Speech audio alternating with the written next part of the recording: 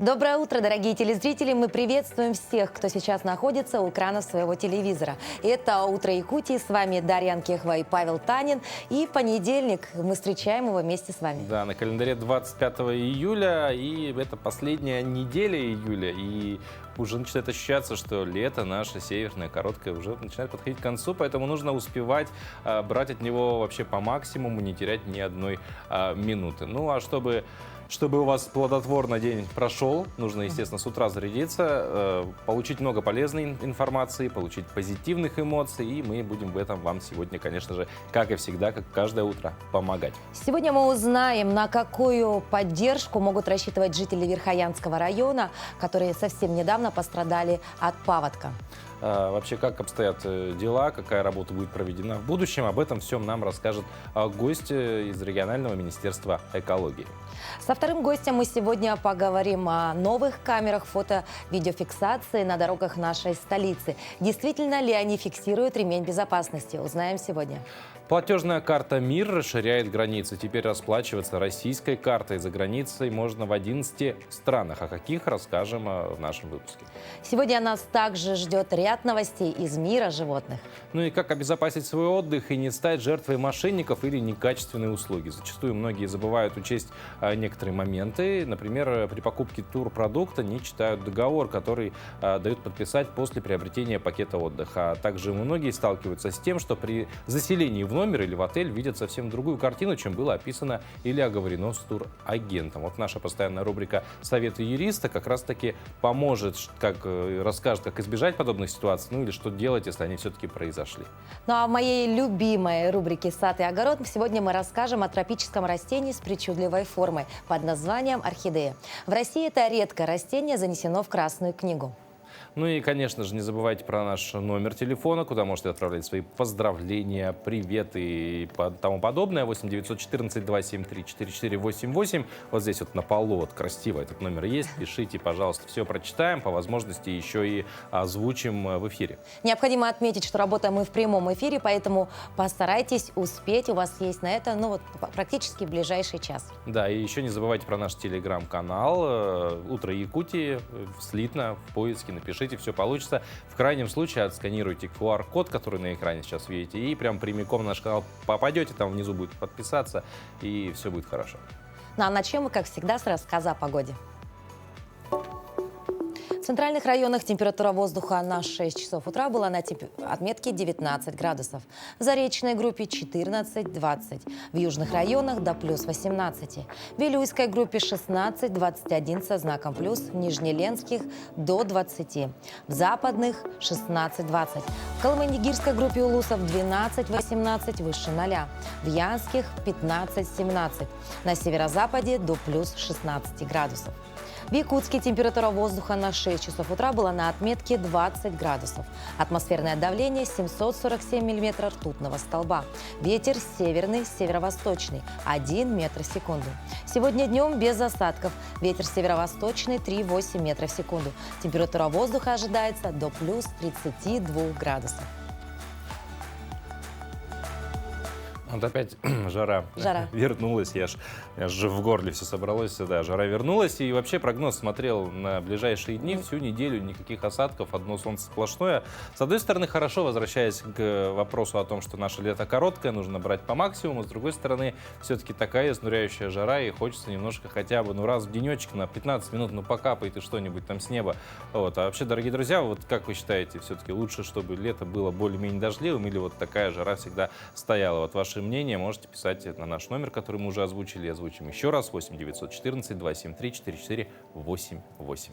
Ну а мы продолжаем наш эфир. Всем еще раз желаем доброго, позитивного утра. Ну а теперь давайте немного узнаем о новостях из мира цифровизации, электроники и новых возможностей современных умных технологий. Так, Пользователи портала госуслуг могут теперь оплачивать счета, госпошлины и штрафы при помощи сервиса Яндекс.Пэй. Соответствующий способ оплаты можно выбрать в разделе «Платежи». Сервис работает как на сайте, так и в мобильном приложении госуслуги. С помощью новой функции можно оплачивать, во-первых, автомобильные штрафы, а также задолженности от приставов, счета за услуги, налоговые задолженности, госпошлины, начисления по номеру квитанции. Напомним, что при оплате госпошлины на госуслугах пользователи получают скидку в 30%, а при оплате штрафа в ГИБДД в течение 20 дней скидку 50%. Отметим, что сервис Яндекс.Пэй позволяет платить в интернете карты, не вводя ее данные. Они подтягиваются из аккаунта на Яндекс.ID. Яндекс.Пэй работает с картами МИР, Виза и Мастеркард любых банков, которые действуют на территории России.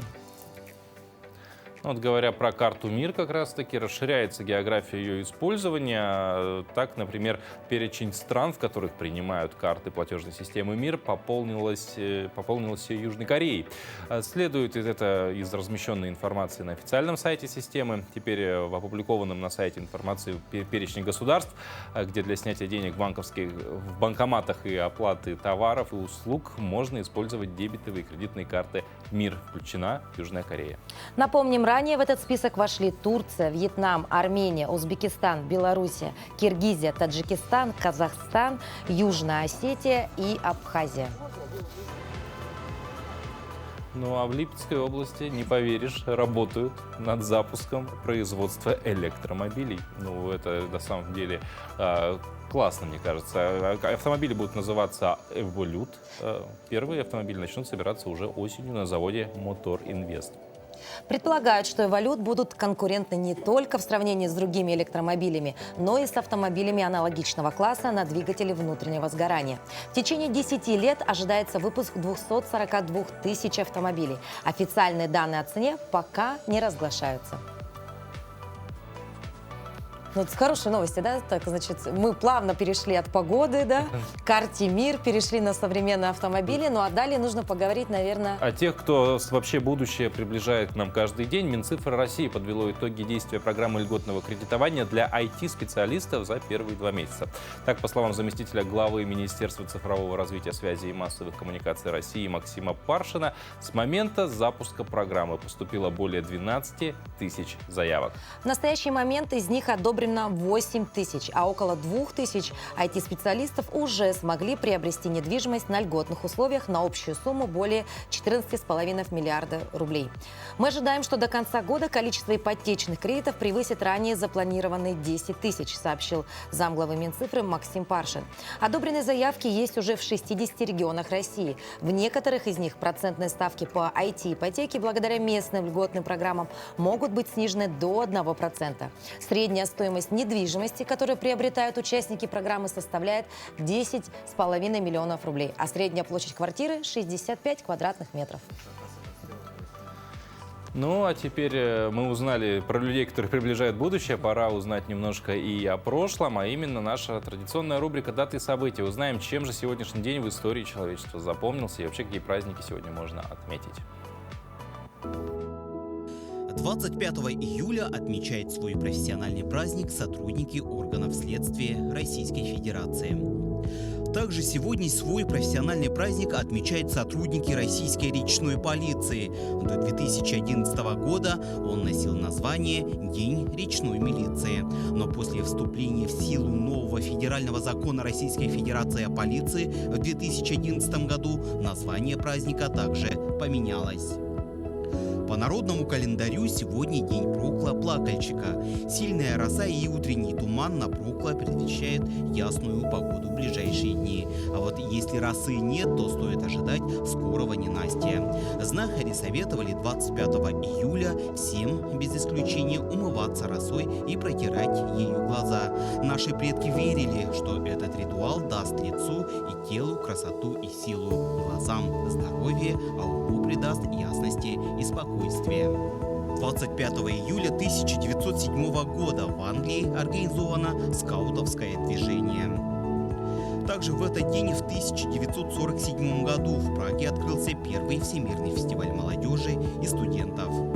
В этот день, в 1973 году, с космодрома Байконур запущена советская межпланетная станция «Марс-5». 25 июля 1978 году в городе Алдем, Англия, родился первый человек, зачатый в результате искусственного оплодотворения. Также в этот день, 25 июля 1992 году, в Барселоне, Испания, открылись 15-е летние Олимпийские игры.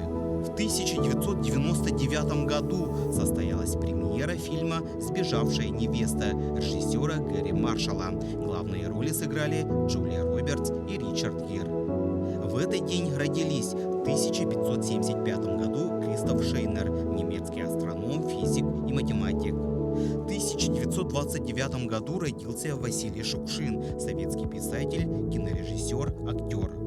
В 1967 году появился на свет Мэтт Леблан, американский актер. Именины сегодня у Арсения, Вероники, Гавриила, Ивана, Марии, Михаила и Федора. Мы продолжаем наш эфир, и сегодня у нас в гостях в нашей студии руководитель Департамента по водным отношениям и экологическому просвещению Министерства экологии Республики Саха-Якутия Зинаида Васильева. Доброе утро. Доброе утро. Сейчас вместе с нашим гостем поговорим о сложнейшей ситуации в Верхоянском улусе, где произошло такое наводнение, пострадали люди. Поподробнее эту тему будем сейчас обсуждать. Зинаида Егоровна, еще раз доброе утро. А вот какова ситуация на сегодняшний день в Верхоянском районе? Как вы знаете, 6 июля у нас был сильные дожди, связанные с южным циклоном, и резкое поднятие уровня воды бассейна реки Яна, и пострадали у нас 11 населенных пунктов. И у нас сейчас действует чрезвычайная ситуация уже регионального характера. И в этой связи у нас в настоящее время, конечно, от воды освободились приусадебные участки и дома. Ведется работа волонтерами, спасателями, и уже из 11 населенных пунктов 7 освобождены от мусора, от просушены дома, и работа ведется спасателями. И к нам поступают уже заявления от пострадавших граждан. Это у нас по итогам цифровизации у нас эта услуга государственная стала, и граждане могут подавать заявления через портал государственных услуг, а мы, государственные служащие министерства, на портале государственных сервисов принимаем эти заявления и проверяем. Потом, по данным комиссии, которая там работает на месте, есть заключение о том, что как пострадало это имущество, полностью утрачено или частично утрачено, и комиссия также показывает, живет этот человек или нет. Но подробнее об ущербе, который стихия нанесла, мы поговорим после небольшой паузы. А прямо сейчас прервемся и передадим слово нашим коллегам из информационной службы. Они с последними новостями готовы нас ознакомить.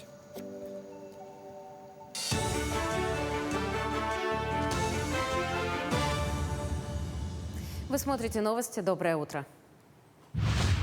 Сохранение памяти за пределами республики. Памятник воинам-якутянам, погибшим в годы Великой Отечественной войны на территории Тульской области, открыли на Спасском кладбище в Туле. Инициатива Якутии по увековечиванию памяти воинам была поддержана губернатором Тульской области. Списки погибших воинов-якутян при обороне Тулы подтверждены архивом Министерства обороны России. На памятнике включены 96 имен. По остальным продолжат поисковую работу. Проект объекта подготовил член Союза художников России Якутии Юрий Голиков. Он исполнен Тульской строительной компанией на средства личных пожертвований членов якутского землячества и спонсоров.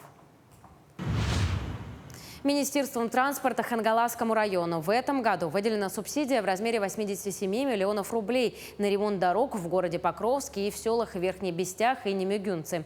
Проект рассчитан на 3 года. В текущем году в Покровске начнется ремонт улицы Еловая от перекрестка улицы Подгорной до примыкания Северной. А в Верхнем Бестяхе работы запланированы на 2023 год. Отметим, что Минтранс ежегодно проводит конкурс на распределение субсидий для строительства и капитального ремонта автомобильных дорог местного значения из Дорожного фонда Якутии. В селе Немюгюнцы, Хангаласским филиалом РИК «Автодор» работа уже завершается. Там у нас уложено 2 слоя асфальта. И работа до конца 2024 года ремонт улицы Ленина протяженностью 3,54 будет завершена. Отметим, что центральную дорогу села Ой ремонтируют впервые за 40 лет. Дорожники приступили к первому этапу реконструкции.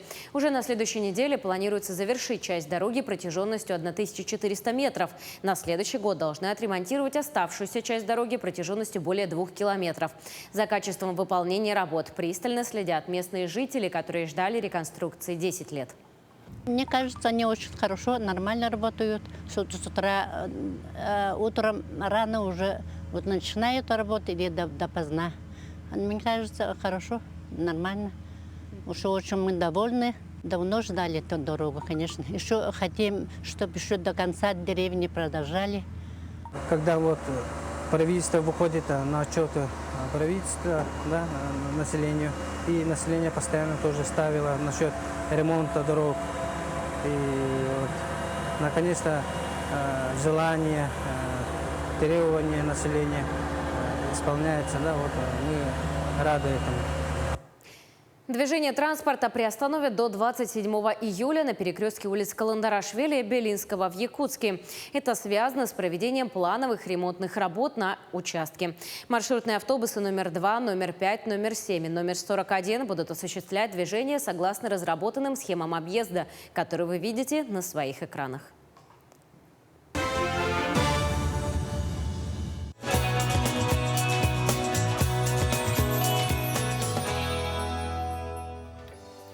Мы продолжаем наш утренний эфир, и до ухода на наш новостной блок мы разговаривали с нашим утренним гостем о том, какая работа сейчас проходит в Верхоянском районе, где совсем недавно было наводнение. И мы затронули уже тему, да, того, что сегодня можно обратиться за помощью через портал госуслуги, да. Но тогда возникает вопрос, а вообще на какую помощь могут рассчитывать люди, пострадавшие от паводка? Ну, в соответствии с постановлением 297 правительства Республики Саха-Якутия у нас размер уже уточненный. Это каждому пострадавшему 5000 рублей единовременная материальная помощь и финансовая помощь по утрате имущества. Если это полное, то 20 тысяч на каждого члена семьи и 10 тысяч, если частично утрачено. Это комиссия решает, насколько они обходят все дворы, все дома, и комиссия решение пишет. Также, конечно, пострадали и постройки, и дороги, и все это у нас идет восстановление по соответствующим полномочиям этих министерств и ведомств, ведется работа. Но если говорить по госуслуге, нам еще помогает МФЦ, представители МФЦ там на местах сидят и помогают гражданам подавать заявления, а также специалисты Министерства экологии там находятся и помогают органам местного самоуправления вот, в заключениях комиссии, а также оперативный штаб постоянно работает, как только была объявлена чрезвычайная ситуация, там тоже представители и нашего министерства, и нашего подведомственного учреждения исполнительной дирекции по водному хозяйству и организации восстановительных работ при паводке. Вот в двух словах уже затронули тему ущерба, что и дороги пострадали, и хозяйство вообще в целом. Как сегодня можно ущерб от стихии оценить? Сейчас идет как раз подсчет ущерба. Ведомство, допустим, Министерство сельского хозяйства подсчет ущерба по сельскохозяйственным угодьям ведет, дорожные, транспортные службы по всем направлениям. Да, по всем направлениям. Каждое ведомство по своим утратам ущерб подсчет идет. Полностью ущерб конечный мы еще не получили. Даже по гражданам, которые получают единовременную материальную помощь и финансовую помощь. У нас списки окончательные еще не готовы, потому что заявления идут. Как я уже говорила, это госуслуга, у нас есть сроки. По этим срокам, по поступившим заявлениям, мы уже направили 30 миллионов в бюджет муниципального образования Верхоянский район и Кобяйский улус. Там у нас один населенный пункт Сипян в Кобяйском улусе и остальные все в Верхоянском районе. И эти деньги они получат, когда у нас уже будут обработаны все заявления, потому что люди подают через госуслуги, и некоторые, допустим, могут 3 раза нажать «подать заявление». От одного человека, допустим, 3 заявления может войти. И мы это все смотрим, отказы смотрим. Есть еще заявления, которые поступают от граждан, которые не попали в зону чрезвычайной ситуации, потому что мы это согласовываем по межведу с МЧС России, и по их данным, допустим, этот участок не попал в зону ЧС. Тогда мы и отказываем. Ну, то есть бывают такие спорные моменты, да, и это все нужно мониторить, отслеживать, да, и Да. работа ведется, да, в полном Да, объеме. полностью ведется. Мгм. А какие меры будут предприняты в целях недопущения, да, подобной ситуации в следующем году? Вот мы сейчас видели кадры, да, картина, конечно, такая, да, мягко сказать, плачевная. И вот, конечно же, хотелось бы, чтобы подобных ситуаций не случалось. Ну, у нас территория наша подвергается всегда негативному воздействию. Вот 123 населенных пункта у нас подвергается весеннему половодью. И вот от летних паводков тоже. Но прогнозировать, допустим, такие моменты, это очень сложно, потому что вот южный процесс, который прошел, он такой мощный оказался и вот таким последствиям привел. Но по защите населенных пунктов у нас, конечно же, есть программа. Это строительство защитных сооружений. Допустим, по Верхоянску у нас уже готовые проектно-сметные документации есть для строительства защитного сооружения. Ну и по таким населенным пунктам, если они под паводок от дождей, да, тогда сложные сооружения могут быть. Это нужно учитывать то, что вот сверху падает вода, еще и с реки попадает, затапливает населенный пункт. Поэтому вот эти сооружения очень сложные, с водовыпусками, чтобы не было заболачивания этих территорий. Поэтому эти объекты мы должны строить. Но эти средства, которые на строительство защитных сооружений, инженерных защитных сооружений, у нас выделяются субсидиями с федерального бюджета, и мы заявляемся на строительство и выделение на строительство этих объектов. Но мы благодарим вас, Зинаида Егоровна, что посетили наш утренний эфир. Конечно, мы надеемся, что все-таки в кратчайшие сроки, да, вообще полностью устраним все, да, последствия, конечно, вот того самого наводнения. И надеемся, что в будущем, конечно, именно благодаря такой слаженной работе Надеемся, что подобных проведем ситуаций не работу, будет. чтобы, да, Да, предотвратить задача будущее. стоит до осени, чтобы люди, пострадавшие, имели уже свои дома нормально и начали жить нормально. Спасибо большое. Ну, а мы продолжаем наш эфир. И вот сейчас мы говорили, грубо говоря, что человек, да, ситуация человек помогает человеку от последствий спастись природных явлений. Ну а сейчас поговорим о том, как человек спасает непосредственно саму природу. В данном случае конкретно одного животного. В Красноярском крае ветеринары спасли белого медведя, успешно вытащив из его пасти банку сгущенного молока. Об этом сообщила руководитель Росприроднадзора Красноярского края Светлана Родионова. Буквально пару дней назад в Красноярском крае к жителям вышел белый медведь с банкой сгущенки во рту. Видать, животное просило помощи у людей, но, увы, они не смогли ему ничем помочь. Нам сообщили об этом региональным спасателям, которые тут же незамедлительно среагировали на звонок. Команда спасателей МЧС вместе с ветеринарами из московского зоопарка, прибыв на место, тут же оказали первую помощь белому косолапому.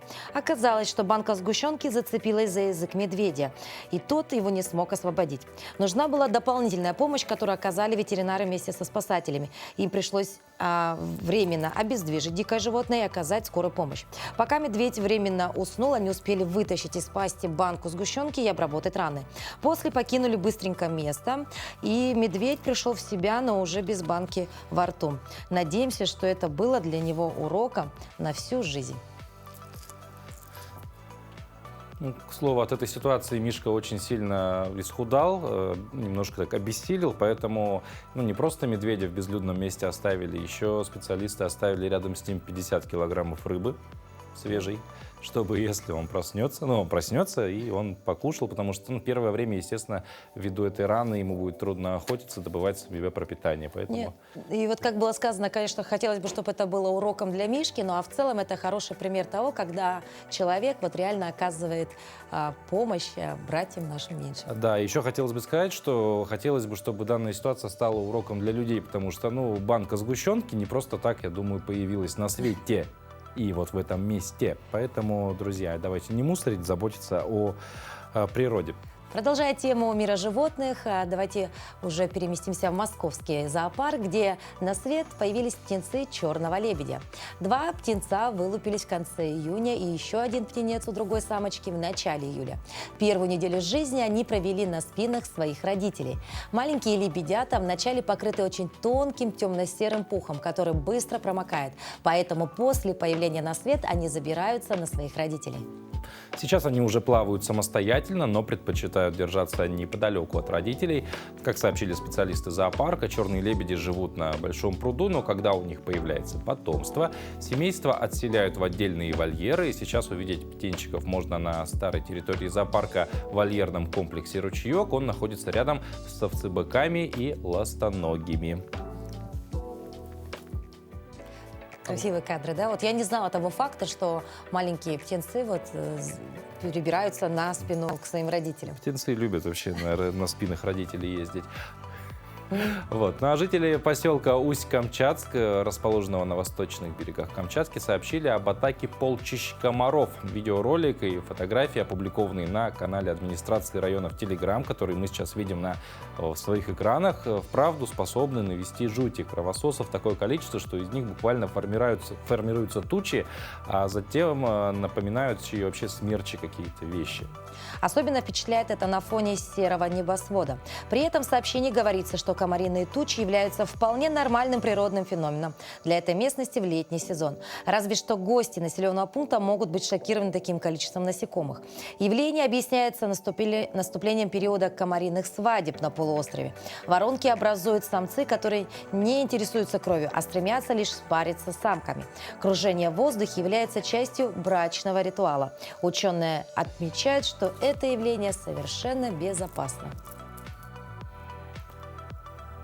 Хочется сказать, какой ужас, Паша, да? Ну да, но в конечном счете это все самцы, которые хотят сыграть свадьбы с самками и, не дай бог, на саму свадьбу принести пустой конверт с деньгами в подарок. Ну а прямо сейчас мы готовы передать слово нашим коллегам из информационной службы. Вновь готовы они нас ознакомить с последними новостями.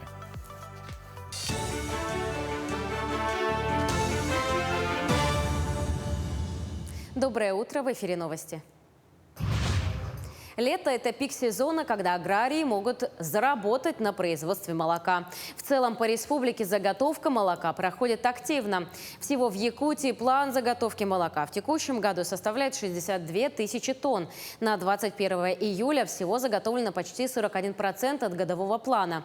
Наибольший объем плановых заданий имеет Сунтарский улус – чуть более 6,5 тысяч. На сегодня заготовлена почти половина от плана. Также по поручению главы Якутии Айсена Николаева предусмотрена государственная поддержка в размере 58 миллионов рублей на закуп сырого молока у граждан, ведущих личное подсобное хозяйство. Минсельхоз объявил отбор на предоставление из государственного бюджета республики данной субсидии. Количество оленей в республике, по данным на 21 июля, составляет 179 106 голов. В аналогичный период прошлого года их было на 420 голов меньше.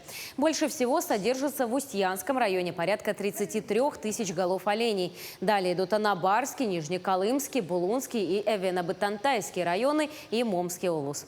В этом году в республике получили почти 40 тысяч телят. Их деловой выход составляет 53%.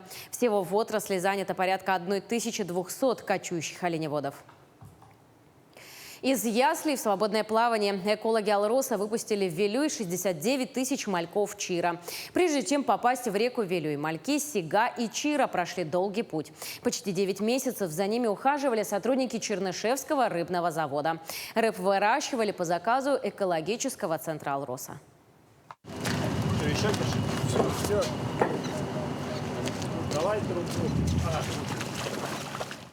Прежде чем попасть в реку Вилюй, мальки Сига и Чира прошли долгий путь. Почти 9 месяцев за ними ухаживали сотрудники Чернышевского рыбоводного завода. Рыбу выращивали по заказу экологического центра «Алроса». Помимо основных обязательств, компания также проводит мероприятия по зарыблению за счет собственных средств. Сегодня на территории Сунтарского района, на территории села Крестях, местности Соколиная коса, было выпущено чиров в количестве 69 тысяч, сигов 1000 мальков. В этом году выпустили мальков не только Чира, до этого отправили в свободное плавание мальков Сига-Пыжьяна. По словам специалистов, у подрощенной молоди выживаемость в естественной среде больше, чем у личинок. Для транспортировки мальков использовали емкость для перевозки живой рыбы. Контейнер закупило руководство Чернышевского рыбоводного завода для безопасной транспортировки молоди. Сюда вмещается около 30 килограммов рыбы. Она термоизолированная, поэтому температура воды, которая в нее набирается, остается, например, прохладной или теплой по необходимости. Туда подается кислород, поэтому рыбу можно развозить на большее расстояние. В этом году «Алроса» восполнила биоресурс Вилюйского водохранилища рек Малая Батовья, Вилюй и Лена. Финансирование программы более 10 миллионов рублей. Сотрудники уверены, благодаря систематическому зарыблению сохраняется популяция ценных рыб Якутии. Иванна Филиппова, Кирилл Шолохов, медиакомпания «Алмазный край». На этом у нас все. Хорошего дня. Конец июля и следующий месяц традиционно считается самым жарким для отдыхающих. Ведь на курортах, например, Краснодара или Приморья наступают самые такие популярные туристические сезоны. В это время года не бывает осадков, и море прогревается до нужной температуры. В часть офисных работников стараются брать отпуск именно в эти дни. Как не стать жертвой мошенников, а также не испортить свой долгожданный отпуск, мы продолжаем рассказывать в нашей постоянной рубрике «Советы юриста». Доброе утро, дорогие друзья! Ну что, надеюсь, что летний отдых проходит успешно, но если нет, давайте об этом поговорим. Сегодня мы разбираем некачественное предоставление туристических услуг или отказ от туристических услуг. Давайте начнем с отказа. Итак, я хочу отказаться от туристической услуги, потому что вовремя меня на отдых не отправили, сроки пропущены, отпуск заканчивается, смысла ехать нет. Тогда я пишу мотивированную претензию туроператору о том, что услуги надлежащим образом не оказываются, вовремя меня никто не отправил на отдых, а мотивирую это пунктом 1 статьи 28 Закона о защите прав потребителей. Да? Также я могу отказаться в принципе, то есть сидела, подумала и решила, что погода какая-то неудачная в регион, который планировала ехать не хочу и отказываюсь. Что я должна посмотреть перед этим? Конечно, я открываю договор и смотрю, какие пункты устанавливают порядок расторжения договора. То есть безмотивированное, когда я просто хочу отказаться, но туроператор все предоставил, да, тогда я возмещаю его фактические затраты, что он уже успел оплатить, что ему не вернут, допустим, за бронирование в гостиницах, за бронирование авиабилетов удерживается определенная сумма, эти деньги не возвращаются, потому что это прямые затраты туроператора на мой отдых. Далее я смотрю, что же предусмотрено, если расторжение договора мотивировано, то есть опоздали с предоставлением путевки, надлежащим образом вовремя не направили, да, меня, то это уже мотивированный отказ, следовательно, я предъявляю претензии мотивированно, и там тоже свой порядок расторжения, сумма должна мне возвращаться в полном объеме в течение 10 дней после моего обращения. Не вернули вовремя, написала сначала в Роспотребнадзор. Роспотребнадзор не помог, ну, можно обратиться и в суд. Ну, как правило, после обращения в Роспотребнадзор все это разрешается, потому что дальше идут штрафы, пени, неустойки за несвоевременное исполнение обязательств, штраф за нарушение добровольного возврата денежных средств, да, по закону о защите прав потребителей и так далее.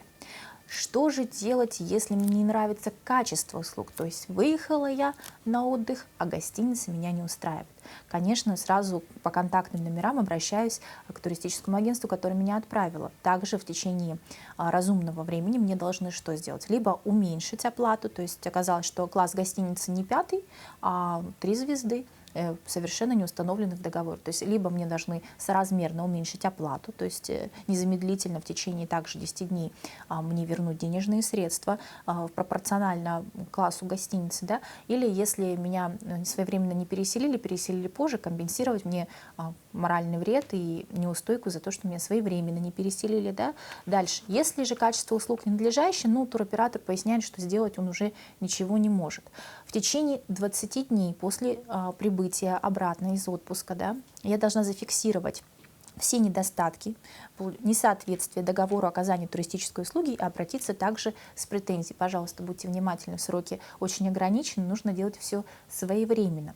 И сохранять факты. То есть недовольство номером, зафиксировали это, да, написали официально электронной почтой письмо оператору, что номер не соответствует, сфотографировали, взяли соответствующие документы у гостиницы, что номер оказался другого класса. Есть недостатки в питании, отказали, то есть планировали трехразовое питание, прибыли на место, оказалось, что кормят вас только завтраками. Опять же, какую-то справку у гостиницы необходимо получить.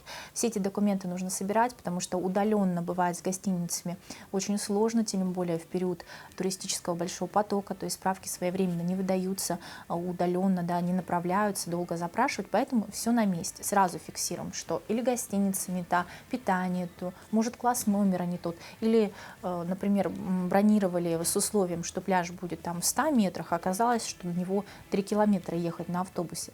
Да, то есть все фиксируем, местонахождение, геоданные. Сейчас компьютерные технологии позволяют сделать это быстро, какие-то небольшие моменты зафиксировать путем информации от отелей, да, информации от перевозчиков, да, все это обязательно записываем. Почему это нужно сделать? Потому что суду, если вдруг дойдет дело до суда, нужно будет обосновать свою позицию и пропорционально уменьшить стоимость вашей оплаты тем недостаткам, которые были. Да? То есть рассчитываем, что рыночная стоимость номера зависит от его удаленности от моря, от его питания, да, от его расположения по отношению к каким-то достопримечательностям. Все это будет зафиксировано, и можно будет сделать рыночную оценку стоимости одних суток до этого номера пропорционально, то есть стоимости, которую вы заплатили. Поэтому внимательно, еще раз напоминаю, смотрите условия договора, чтобы все ваши пожелания по отелям, расположению, питанию, досугу были обязательно прописаны, и тогда ваш отдых пройдет успешно, потому что туроператор добросовестно постарается выполнить свои обязательства. Хорошего отдыха! Даш, такой вопрос. Какие цветы любишь ты? Знаешь, я за практичность, поэтому я считаю, что цветок должен быть красивый, но чтобы потом не выбросить его в урну, да, как букеты цветов зачастую туда улетают, да, я считаю, что он еще должен стоять в горшочке, радовать глаз, как минимум хотя бы недельку, а в лучшем случае месяц. Ну, я думаю, к таким критериям может подойти замечательная вещь под названием орхидея. Вообще большинство видов этого растения встречаются в тропических странах, но разновидность можно встретить и у нас. Так, например, в России ее можно встретить в лесах Сибири, а также в европейской части страны. Если вы вообще знаете цветок под названием венерин башмачок, то он и относится к семейству орхидеи. Ну а более подробно, как можно вырастить у себя в квартире или дома тропическую орхидею, мы расскажем в нашей рубрике «Сад и огород». О комнатных цветущих растениях, и у Туяры в руках, на мой взгляд, королева. Да, вот орхидея, да, научное название фаленопсис. Угу. На самом деле уход очень даже простой, несложный совсем. Пересадку она не требует. Вот в этом горшке, когда купите, можно просто какую-нибудь прозрачную выбрать. То есть посуда должна быть обязательно прозрачная. Я могу показать. Вот такая вот стеклянная, самая хорошая. Самый лучший вариант. Так, вот почему прозрачная. Потому что мы должны следить за состоянием корней. Вот по части цвета, да? Вот если светлый серый цвет она обретает, значит уже можно погружать в воду. Это можно сделать в неделе 2 раза или раз в неделю, в зависимости от влажности вашего дома. То есть смотрим, тоже, да? Тоже беленькие, да? Мы их вчера вечером получили, поэтому они все требуют у нас водички, да, попить. А так она бывает темно-зеленого цвета после вот эти Корни, да. Корни должны быть Корни. темно-зеленые. Да? Темно-зеленый, вот примерно такого цвета, да? Ага. Окунаем, набираем воду в емкость любую. Комнатная обязательно температура, настойная вода. Окунаем, опускаем воду до верхнего уровня горшка, да? Нашего вот именно пластикового горшка.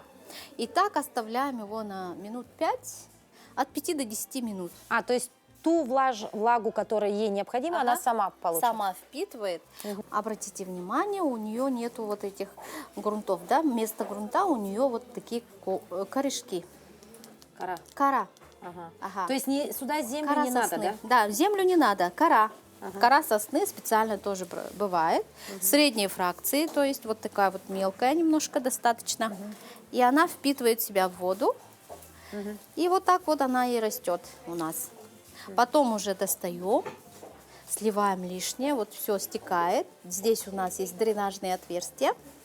Можно в какую-нибудь тарелочку поставить. Все сольется. Все сольется лишнее. И обратно поставить уже в кашпо, наше кашпо. Хорошо, а если мы все-таки пересаживаем с пластикового, да, вот в это кашпо, тоже вот в эти обязательно вот в такие, да? Да, ага.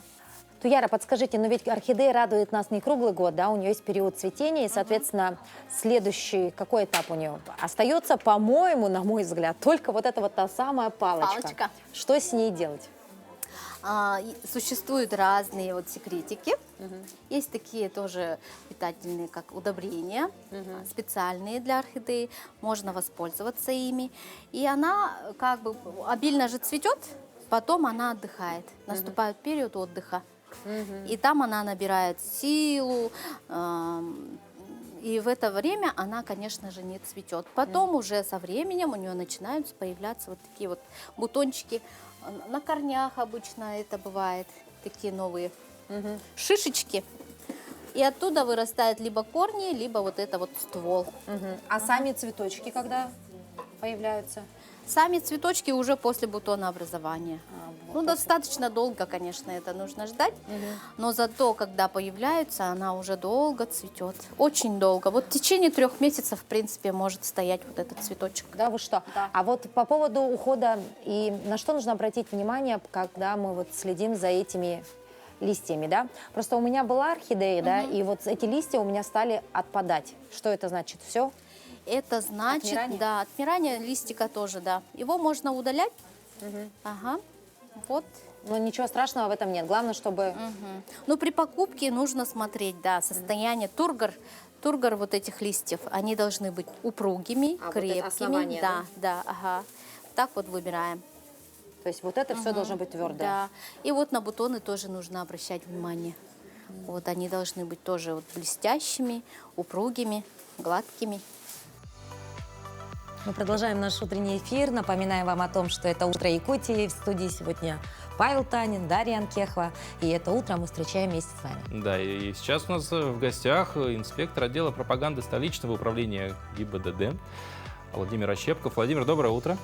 Доброе утро. Доброе. Вот, во-первых, да, что все мы знаем, что в летнее время число ДТП часто увеличивается, как с участием детей, так и с участием водителей и пешеходов.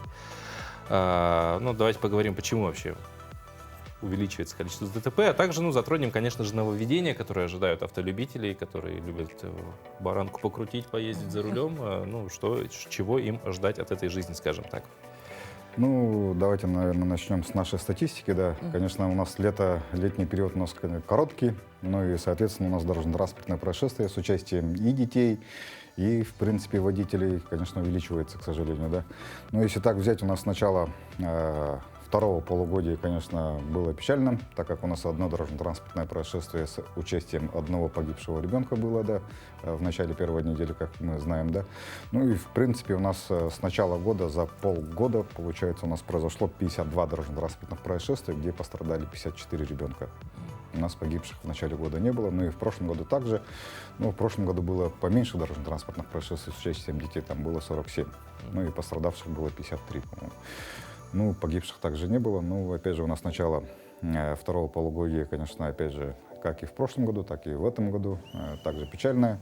И статистика у нас увеличивается из-за того, что у нас правила дорожного движения, конечно, соблюдают отчасти Как мы видим, в принципе, и так, и водители. Ну и водители у нас сейчас уже увеличилось количество дорожно-транспортных происшествий с участием велосипедистов. Опять же, эти велосипедисты у нас с начала лета 15 дорожно-транспортных происшествий, в принципе, было зарегистрировано. Из них 13 дорожно-транспортных происшествий с участием детей, где у нас, получается, 12 получили различные травмы, ну и вот один ребенок, получается, у нас, к сожалению, погиб. Ну и так взять, у нас с начала года на дорогах республики было зарегистрировано 46 дорожно-транспортных происшествий с участием пьяных водителей. Из них, к сожалению, у нас, опять же, 7 погибших и 57 человек получили различные травмы, можно сказать. Ну, то есть статистика такая не очень приятная, да, но работа ведется, и вот опять такой, ну, просто сказать, примитивный вопрос, да, что же сделать, чтобы все-таки эта статистика была на убытие, да? И почему люди нарушают? Почему вот, все одно по одному, да. одно по одному? Ну, каждый раз, конечно, мы напоминаем, каждый раз мы, опять же, повторяем статистику и также объясняем, из-за чего произошли дорожно-транспортные происшествия. Да? Ну, в основном у нас дорожно-транспортные происшествия происходят из-за того, что водители не соблюдают безопасную скорость движения, пешеходы у нас не соблюдают, в принципе, безопасность.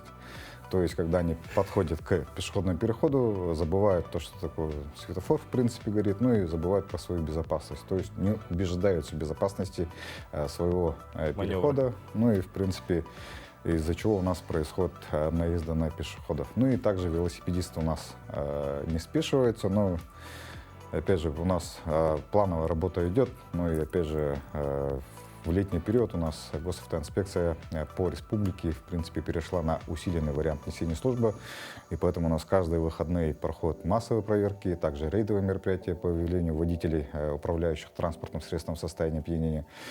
Хотелось бы отметить, конечно, дорожно-транспортное происшествие с участием нетрезвых водителей по сравнению с прошлым годом уменьшилось. В прошлом году у нас было более 50 дорожно-транспортных происшествий с участием пьяных водителей, да. Ну, а нынче, как я сказал, 46. Ну, по погибшим также 7 человек было в прошлом году. Ну и по пострадавшим в прошлом году было около 50, там 52, по-моему, дорожно-транспортных происшествий. Ну, то есть все-таки хорошо, что есть и хорошая статистика, да? Да, с одной Ну, а стороны, сейчас вот, да, гуляет везде такая информация, да, Владимир, самое главное, собственно говоря, почему, возможно, сегодня вас и пригласили, да? То есть вопрос такой. Ремень фиксирует она или не фиксирует? Хотели узнать секрет, какие камеры. Мы начали издалека, но... Ну, конечно, хотелось бы еще раз напомнить всем жителям и гостям нашего города, ну и, в принципе, республики, да, то, что у нас, опять же, камеры автоматической фиксации, опять же, напоминаем, что они у нас работают, в принципе, в автоматическом режиме, ну и также снимают все нарушения правил дорожного движения. Просто у нас на перекрестках работает минимум. То, что они могут сделать, в принципе, это у нас скорость, проезд на запрещающий сигнал светофора, стоп-линия, ну и также выезд на полосу встречного движения, расположение и не предоставление преимущества пешеходам. То есть 6 нарушений фиксировало раньше, да, вот на перекрестках. Сейчас добавилось, опять же, ремень. Он, в принципе, и был зафиксирован, ну, работал. Ну, функционале был, просто не был активен, просто не был активирован. Ну и, получается, сейчас уже с прошлого недели у нас уже активно работает данный метод. И, в принципе, могу сказать то, что вот, как в прошлый раз говорили, то, что около 300 нарушений она, в принципе, зафиксировала за месяц. То есть, дорогие наши телезрители, будьте внимательны. Камеры фиксируют ремень безопасности. Я бы сказал по-другому. Я бы сказал, дорогие водители, камера не камера. Пристегивание себя к креслу – это ваша безопасность. Согласно правилам дорожного движения, каждый водитель перед тем, как начать движение, обязан пристегнуться сам и также пристегнуть своих. Ну, мне кажется, вот именно этот момент приведет к хорошей статистике той же самой, да, то есть люди, мне кажется, ДТП будет проходить меньше. Ну, хотелось бы, конечно, отметить, что в любом дорожно-транспортном происшествии, даже в городе, да, это, ладно, за трассой, там ремень безопасности в любом случае помогает и спасает жизни. Могу даже отметить одно дорожно-транспортное происшествие, да, которое, в принципе, буквально недавно было, где родители, опять же, управляли транспортным средством, опять же, не соблюдили безопасную скорость свою, да, и совершили опрокидывание транспортного средства. Плюс у них в салоне был ребенок. который был пристегнут правильно, то есть с использованием бустера. Ну, а родители, к сожалению, один родитель погиб, но один находится в тяжелом состоянии, так как они не были пристегнуты, и опять же они вылетели из салона, можно сказать, да. Ну и поэтому, опять же, вот в черте города вот ремни безопасности также помогают. Мы, наверное, видели, да, вот у нас паровозики стоят в основном как бы в зимний период времени, ну и также летом у нас бывают водители, которые любят разогнаться на перекрестке, да, хотя у нас город весь в перекрестках, в принципе, далеко не уедешь, да, и торопиться здесь смысла нету, обгонять и так далее, лишние маневры, это, опять же, применение, так сказать, дорожно-транспортным происшествиям, да. Ну и если так заметить, у нас в каждом дорожно-транспортном происшествии, даже в мелком, да, там буквально 20-30 километров, там они только начали разгоняться и, опять же, догнали друг друга, можно сказать. И в этом случае у них, опять же, на лобовых стеклах бывают такие отметины от голов, можно сказать, да, из-за того, что они не были пристегнуты. Поэтому пристегиваемся, да? Какие еще нововведения ждут вообще автолюбителей? Будет ли что-то новое у нас еще? Да, с сегодняшнего дня, то есть 25 июля текущего года, да, у нас еще в 14 июля 2022 года были внесены изменения в двух федеральных законах, то есть с 14 июля у нас под номером 257 ФЗ в КоАП были внесены изменения, и также под номером 258 ФЗ были внесены изменения в Уголовный кодекс и в Уголовно-процессуальный кодекс. То есть раньше у нас по статье 12.7 было лишь вот водитель, который лишен управления, да, водительским удостоверением. И сейчас у нас добавилась в КоАПе часть 4, то есть повторное управление транспортным средством лишенным водителем.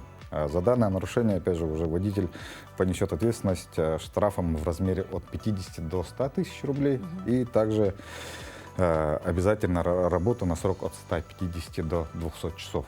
Ну и также в Уголовный кодекс у нас добавилась статья 264 прим. 3. И опять же, также за повторное управление транспортным средством, будучи лишенным, либо не имея прав, если вы попали в дорожно-транспортное происшествие и причинили вред здоровью, смотря, опять же, от размера, можно сказать. Ну, Владимир, спасибо большое за эту, во-первых, информативную беседу, во-вторых, мы узнали, что фиксация непристегнутого ремня — это не предел камер фиксации. Ну, если не предел, можно сказать, с сегодняшнего дня также работают в Хангаласском районе у нас на 66-м километре. У нас заработают уже весогабаритный, также автоматическая фиксация нарушений. Вот. Ну, дорогие друзья, автолюбители, не нарушайте, соблюдайте правила дорожного движения. Все-таки не зря они написаны они для безопасности участников дорожного движения. Ну а следующая рубрика «Гороскоп» для тех, кто все-таки верит астрологам и свое время на эту неделю рассчитывает именно по этим данным.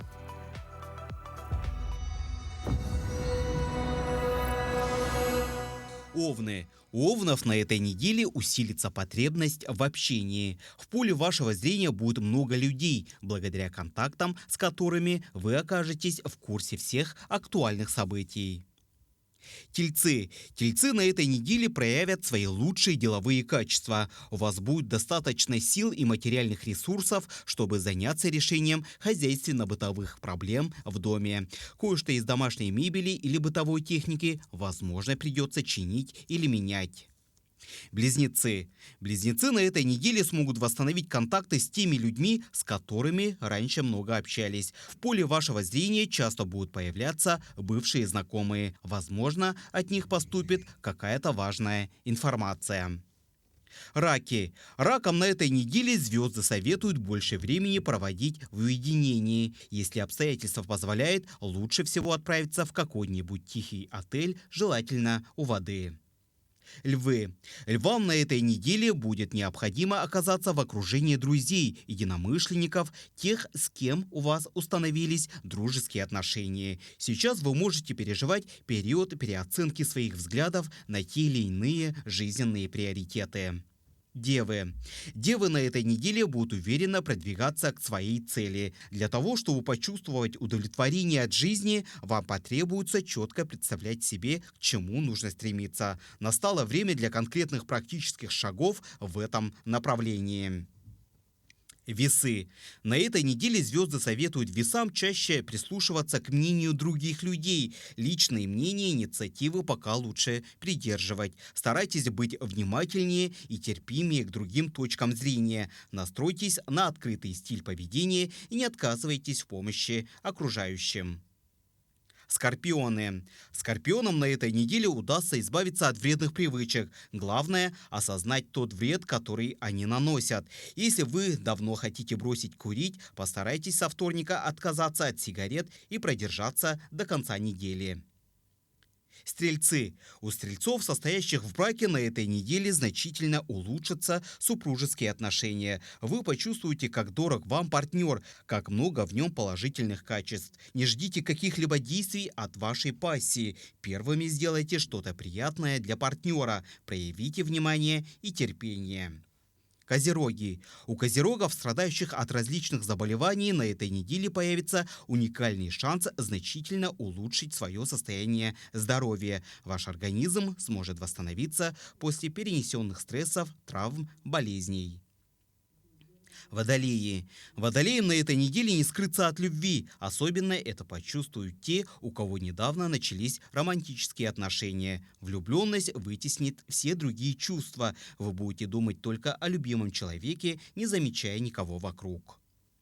Рыбы. У рыб на этой неделе семья приобретает особую значимость. Вам вряд ли захочется куда-то уходить, а уж тем более уезжать из дома. Сконцентрируйтесь на решении хозяйственных вопросов. Все домашние дела будут получаться на удивление легко и быстро.